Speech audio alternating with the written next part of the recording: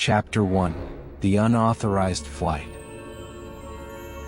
The small plane flew through thick clouds. Below them was the Pacific Ocean, vast and blue. Inside, 3 people sat in silence. Mark, the pilot, was nervous. Sarah, a paleontologist, looked at the map. Mr. Sterling, a wealthy businessman, looked out the window. He was looking for his lost drone, but Sarah knew this was a bad idea. Chapter 2: The Restricted Zone. "We are entering restricted airspace," Mark said, his voice shaking. "We need to turn back." Sterling shook his head. "No, just 5 more minutes. I need to find the signal." Suddenly the radio made a loud noise. "Turn around immediately," a voice warned. But it was too late. The fog cleared and a massive green island appeared. Chapter 3: The Crash. Something large hit the wing of the plane.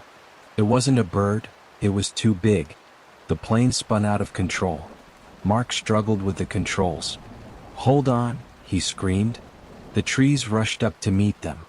Wood snapped, metal twisted, and then everything went black. Chapter 4: Silence in the Jungle. Sarah opened her eyes. She was hanging upside down in her seat. The plane was broken into 3 pieces. She unbuckled her belt and fell to the forest floor. "Mark? Mr. Sterling?" she whispered. The jungle was incredibly loud with insects, but strangely silent of birds. Chapter 5: The First Sign. Mark and Sterling were alive but bruised. They gathered their bags. "We need to go to the coast," Sarah said firmly. "This is Isla Sombra." It was a genetic testing site just like the others. As they walked, they found a giant footprint in the mud. It was fresh, and it was bigger than a T-Rex footprint. Chapter 6: The Roar. A sound vibrated through their chests.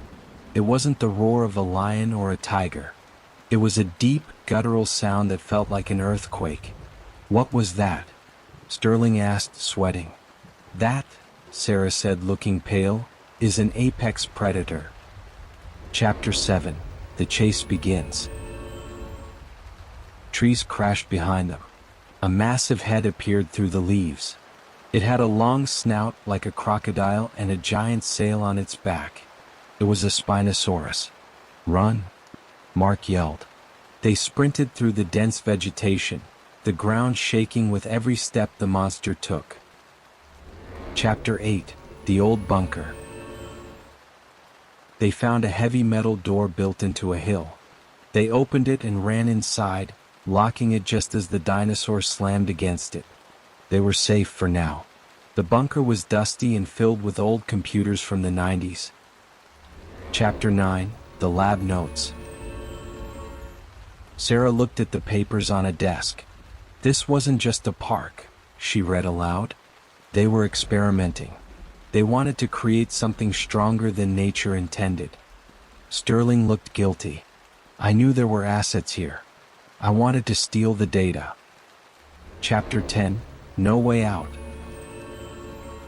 The bunker had a back exit leading to a valley. They had to keep moving. The map on the wall showed a communication tower on the other side of the island. It was their only hope to call for rescue. Chapter 11: The Tall Grass. They entered a field of tall grass.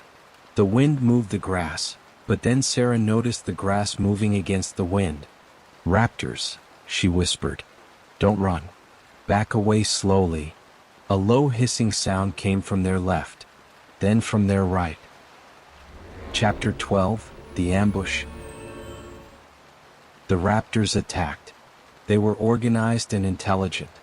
Mark used a flare gun to scare them, creating a wall of fire. The raptors retreated, screeching.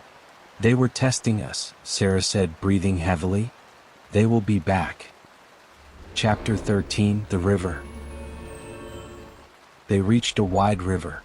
An old, rusted boat was tied to a dock. "Does it work?" Sterling asked. Mark checked the engine. Miraculously, yes. They jumped in and started the engine. The boat moved slowly down the muddy water. Chapter 14. Something in the Water. The relief didn't last long. Bubbles appeared on the surface of the river. Huge bubbles. "Turn off the engine," Sarah ordered. They drifted silently. A massive shadow passed under the boat. It was the Spinosaurus. Could swim. Chapter 15. The Attack on the River. The dinosaur burst out of the water, overturning the boat. They fell into the cold river. "Swim to the shore," Mark screamed. Sterling was struggling. The creature snapped its jaws, missing him by inches. They scrambled up the muddy bank, coughing and terrified. Chapter 16. The Aviary. They ran into a giant dome structure to hide. It was foggy inside. "Where are we?" Sterling asked. "The bird cage," Sarah said, looking up. High above, dark shapes were sleeping on the metal beams. Pteranodons. Chapter 17. The Bridge. They had to cross a rusty metal bridge. Halfway across, a metal step broke under Sterling's foot.